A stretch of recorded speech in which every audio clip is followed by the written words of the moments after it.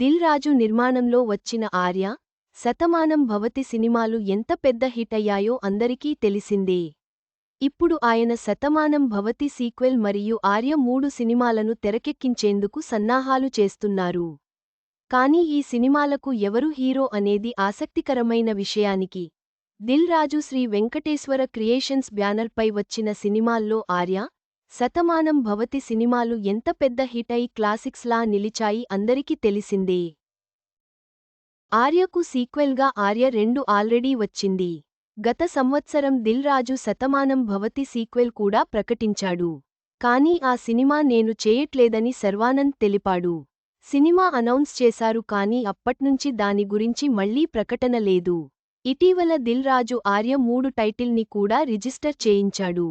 తన బ్యానర్ శ్రీ వెంకటేశ్వర క్రియేషన్స్పై Arya 3 title register చేయించారు. అసలు బన్నీ, సుకుమార్ ఇప్పుడు ఆర్య సినిమాకు మరో సీక్వెల్ చేసే పరిస్థితిలో లేరు. బన్నీ పాన్ ఇండియా సినిమాలతో బిజీగా ఉన్నాడు. ఒకవేళ చేసినా సుకుమార్తో పుష్ప 3 ఉంది.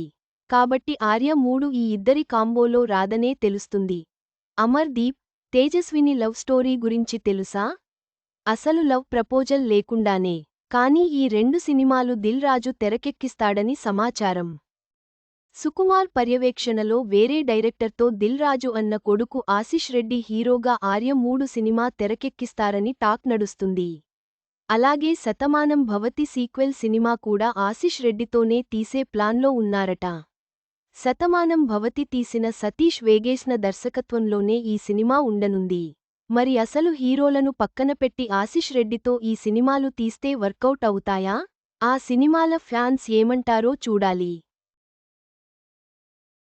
ఆశిష్ రెడ్డి ఇప్పటికే rowdy boys, love me if you dare సినిమాలతో మెప్పించాడు. త్వరలో సెల్ఫిష్ సినిమాతో రాబోతున్నాడు. చైల్డ్ ఆర్టిస్ట్గా బాలయ్యతో ఫస్ట్ సినిమా. మహేష్ సినిమాలో చైల్డ్ ఆర్టిస్ట్గా నంది అవార్డు. మానస్ గురించి ఈ విషయాలు తెలుసా? చివరగా దిల్ రాజు తీస్తున్న ఈ 2 సినిమాలు ఆశిష్ రెడ్డితో తెరకెక్కడం ఆసక్తికరంగా ఉంది. వీటి విజయం ఫలితాలను వేచి చూడాల్సి ఉంది.